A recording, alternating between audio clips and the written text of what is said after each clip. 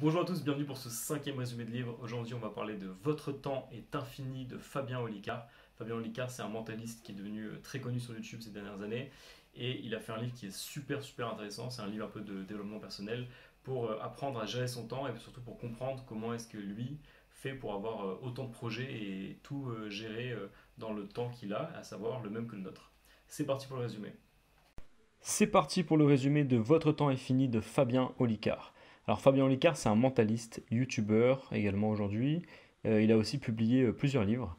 Il est sur 1 million de projets en même temps, il a voyagé dans le monde entier, et on se demande un peu comment est-ce qu'il fait pour être aussi productif.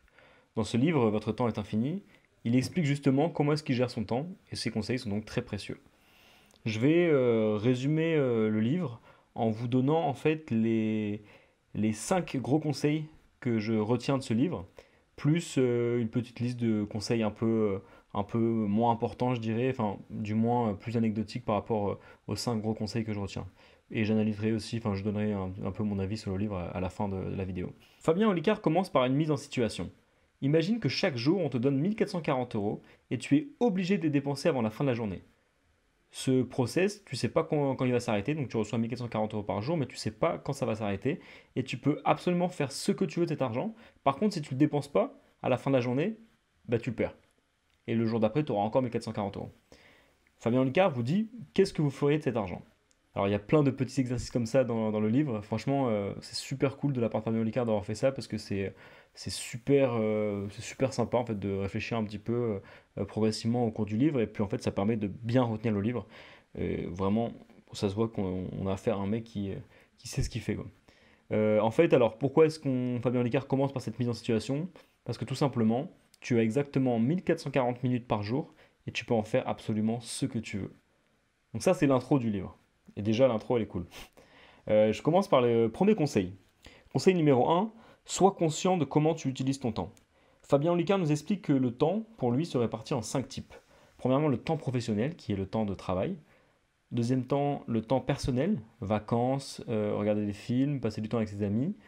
Troisième temps, le temps pour soi, pratiquer du sport, méditer, lire, tout ce qui est investissement sur soi-même. Quatrième temps, les temps obligatoires, tout ce qui est trajet, repas, sommeil, tout ce qui sert, entre guillemets, un peu, enfin, pas à rien, puisque tu es obligé de le faire, mais là où tu as un peu l'impression parfois de perdre ton temps.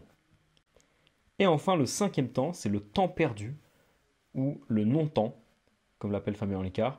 C'est par exemple rester 1 heure sur les réseaux sociaux à scroller, se perdre sur YouTube, ce genre de truc où en fait tu te rends même pas compte que tu es en train de consommer du temps. Fabien Olicard nous dit qu'il faut vraiment être conscient de son utilisation du temps pour justement fuir ce non-temps, qui est le type de temps à fuir absolument parce qu'il n'apporte absolument rien. Le temps professionnel nous apporte de l'argent, nous apporte de l'épanouissement, parfois, il doit en tout cas. Le temps perso, pareil, ça nous apporte plein de choses. Le temps pour soi aussi, les temps obligatoires, ça nous apporte, c'est souvent essentiel en fait, donc on n'a pas trop le choix. Et donc en fait, le seul temps qui sert vraiment à rien, c'est le non-temps, et il faut absolument l'éliminer. Fabien Licard vous propose de faire un compte-rendu de votre semaine type pour voir comment est-ce que vous utilisez votre temps. Donc prenez ces 5 trucs et marquez sur un papier combien de temps vous passez à faire, à travailler par jour, combien de temps vous consacrez à vos amis, combien de temps vous passez pour vous-même et combien de temps vous avez dans les temps obligatoires, trajet, repas, sommeil, etc. Et surtout combien de temps de non-temps vous pensez avoir. Mais le non-temps, vous êtes censé le voir en fait à la fin, sur les heures qui restent, vous dites mais qu'est-ce que je fais de ces heures-là?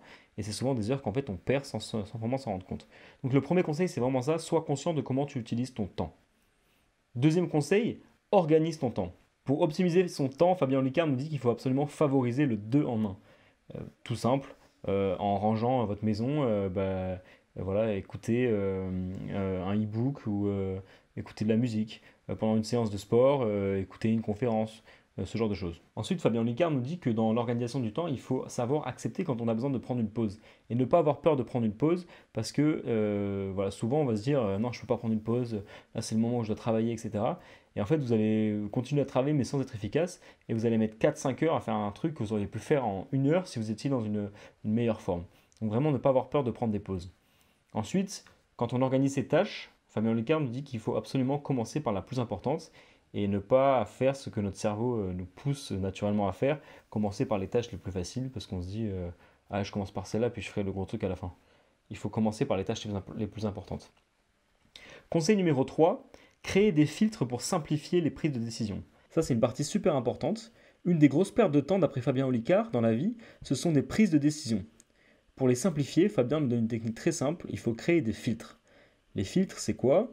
Ça peut être la rentabilité, le fun, le développement de carrière, c'est des critères. Mais je vais vous expliquer un petit peu comment trouver ces filtres.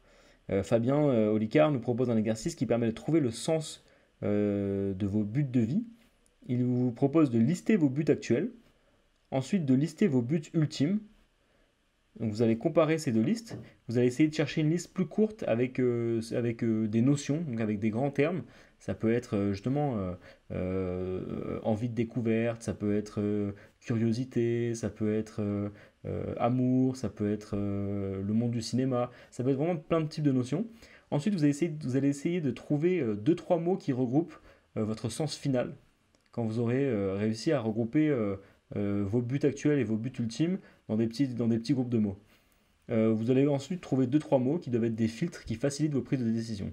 Par exemple, pour Fabien Olicard, c'est mantra de vie globale, donc c'est deux trois mots, c'est autonomie et liberté. Je vais vous prendre l'exemple de mes mots à moi, qui sont liberté, exploration et partage, que j'ai trouvé grâce à cet exercice. Alors liberté, pourquoi? Parce que moi, je veux aucune contrainte. Je sais que chaque décision que je prends, chaque action que je prends, elle doit absolument pas toucher à ma liberté. Ma liberté, c'est pour moi une des choses les plus importantes. Et je l'ai trouvé ça en listant mes objectifs ultimes et mes objectifs actuels. Ensuite, il y a exploration, parce que je veux apprendre et expérimenter de nouvelles choses tous les jours. C'est pour moi une des choses les plus importantes.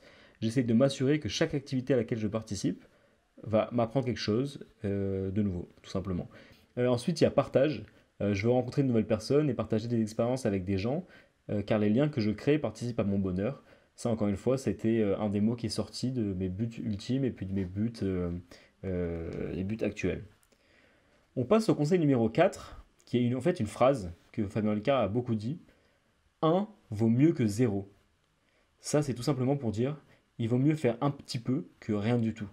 Quand on a un gros projet, souvent on va se dire, ouais, mais c'est super gros. Par exemple, j'ai un pote qui a fait un court métrage. Voilà, pendant un moment, il se disait ouais, c'est tellement long et tout, vas-y, je commencerai plus tard, etc. Et en fait, il a rien fait pendant très longtemps, alors qu'il nous en parlait déjà depuis un moment et tout. Et à partir du moment où il a compris que 1 vaut mieux que 0, il a commencé à se dire ok, si juste je commence à écrire le script, bah, c'est déjà mieux que rien faire. Donc je commence à écrire le script. Et en fait, il a déjà le script. Du coup, après la fois d'après, il se dit ah, si je commence à faire mon planning de tournage, ça sera déjà un peu mieux que si j'ai que le script. Et progressivement, comme ça, en fait, on arrive à finir le projet. Donc en fait, ça, c'est pour dire que chaque gros projet se découpe en plein de petites sous-parties qui deviennent elles-mêmes des petites étapes à réaliser. Et c'est comme ça qu'il faut s'organiser pour réaliser des gros projets. Et qu'à chaque fois, 1 vaut mieux que 0. Il vaut mieux faire une petite action que rien faire du tout. Ensuite, Fabien nous dit également dans ce même type de conseil qu'il ne faut pas perdre de temps et d'énergie dans un projet quand on n'est pas sûr qu'il aura lieu. Donc ça, ne pas trop se projeter et quand c'est pas certain et quand on n'est pas certain que ça va avoir lieu, quand c'est des projets de groupe notamment, ne surtout pas trop s'investir parce que c'est des pertes de temps et d'énergie pour rien. Le conseil numéro 5 de Fabien Olicard, c'est encore une phrase qu'il utilise. Le travail ne paie pas toujours, mais la masse de travail paye toujours un petit peu. Au moins un petit peu. C'est pour dire qu'en fait, voilà, si tu travailles, ça va pas forcément dire que tu vas réussir. Par contre, si tu travailles beaucoup, tu vas forcément réussir un petit peu. Donc ça, c'est un petit peu rassurant aussi, parce que on a peur parfois de s'investir à fond dans un projet et que ça marche pas du tout. Bah, en fait, Fabien Olicard, il dit c'est jamais le cas. Si tu travailles à fond, ça paiera toujours un petit peu. Bon, ça, je te dis pas que ça va péter, quoi, mais en tout cas, il y a une certitude, c'est que si tu travailles énormément, ça va toujours payer un petit peu. Alors que, par contre, il faut faire attention aussi que si tu travailles normalement, ça ne paiera pas toujours. Mais bon, la masse, en gros, peut faire que tu auras une certitude de toujours un petit peu de résultat. Voilà, donc ça, c'était les 5 conseils vraiment les plus importants que je retiens de ce livre. Ensuite, Fabien Olicard donne plein d'autres petits conseils pour optimiser son temps. Il dit qu'il faut éteindre son téléphone quand on commence une tâche importante. Il dit qu'il faut consulter ses mails une seule fois par jour et pas plusieurs fois. Il dit qu'il faut prendre une journée par mois pour se concentrer au projet qu'on met toujours de côté. Donc c'est vraiment une journée consacrée à l'investissement sur soi. Ensuite, il dit qu'il ne faut pas attendre d'être parfait pour se lancer. Enfin, il dit également qu'il ne faut jamais s'arrêter d'apprendre dans la vie et que lire 30 minutes par jour peut être un moyen efficace pour cela. C'est un petit conseil qu'il donne également. Alors, qu'est-ce que j'ai pensé de ce livre? Franchement, j'ai adoré ce livre. Je l'ai lu, on avait un long voyage quand j'étais au Pérou avec des potes en voiture et je l'ai lu dans la voiture d'une traite. Et franchement, il était super cool, très agréable à lire. Comme je vous ai dit, c'est vraiment un truc, tu fais les petits exercices et tout, donc c'est cool. J'ai découvert Fabien Olicard avec ce livre. J'avais déjà entendu son nom et tout, mais j'avais jamais vraiment checké. Et en fait, j'ai creusé un peu derrière en regardant quelques-unes de ses vidéos et je me suis régalé. C'est un mec super intéressant. Alors après, quand j'ai lu ce livre, j'étais pas du tout dans une phase de développement personnel que j'ai pu avoir dans mon passé. Et en faisant les tests, je me suis rendu compte que j'étais déjà, enfin que je gérais déjà plutôt assez bien mon temps, quoi. C'était pas que des notions nouvelles, mais j'ai quand même appris des trucs. Franchement, j'ai quand même appris pas mal de trucs. La notion de mon temps, ça m'a quand même fait prendre conscience de l'importance d'éviter enfin, de se perdre sur YouTube ou de se perdre sur Instagram, etc. Et ça, même si tu le sais, avoir un petit rappel, une petite piqûre de rappel, ça fait jamais de mal. Donc c'était franchement agréable de relire ça. C'était super intéressant de voir tous ces conseils et ces petits exercices. Là, j'ai vraiment apprécié le style, notamment celui des mantras qui m'a bien aidé en termes d'introspection. Je retiens vraiment de ce livre un vaut mieux que zéro. Le travail ne paie pas toujours, mais la masse de travail paye toujours un petit peu. Je retiens mes trois mantras pour mes prises de décision: liberté, exploration et partage, que j'ai pu trouver grâce à l'exercice de Fabien Olicard. Et vraiment, voilà, c'était un livre qui m'a apporté, donc je suis très content de l'avoir lu. Je recommande ce livre à toutes les personnes qui ont du mal à s'organiser ou qui ont l'impression de manquer de temps, parce que c'est vraiment salvateur, quoi. Moi, j'avais vraiment ce besoin, je faisais que me dire, ouais, il me faudrait des journées de 52 heures, parce que j'ai trop de trucs à faire, j'ai trop envie de découvrir plein de trucs, etc. et tout. Et là, bon, c'est pas une solution miracle, hein, le temps n'est pas infini, comme il dit sur la couverture, mais je pense bien, depuis que j'ai lu ce livre, je pense bien avoir gagné 1 à 2 heures par jour, et je pense bien être plus efficace dans mes projets. Je pense bien être, ouais, tout simplement être plus conscient de comment j'utilise mon temps et de perdre mon temps dans des futilités. Il y a des parties, je me rappelle plus très bien, parce que je l'ai lu du coup, il y a un petit moment maintenant ce livre, je me rappelle plus très bien s'il parle de tout ça, mais tout ce qui est perte de temps dans les relations humaines pour de la merde, toutes les embrouilles pour de la merde. Je suis pas sûr qu'il en parle trop, mais il y a moyen qu'il en parle. Tous ces trucs-là, pareil, c'est des trucs. Donc, j'ai jamais trop été non plus dans les petites histoires, les machins et tout, mais là, je le suis encore moins. Je suis complètement déconnecté de ces trucs-là et c'est un gain de temps incroyable. Et donc voilà, je vous recommande vraiment de lire ce livre. Si vous avez bien aimé la vidéo, n'hésitez pas à mettre un petit like, n'hésitez pas à mettre un petit commentaire. On peut en discuter un peu ensemble si vous avez des questions ou si vous voulez ouais, des réponses sur comment faire les exercices, etc. Et puis, n'hésitez pas à partager cette vidéo à quelqu'un qui en aurait besoin pour apprendre à mieux gérer son temps. Merci à tous et à bientôt pour un prochain résumé de livre. Ciao, ciao, ciao.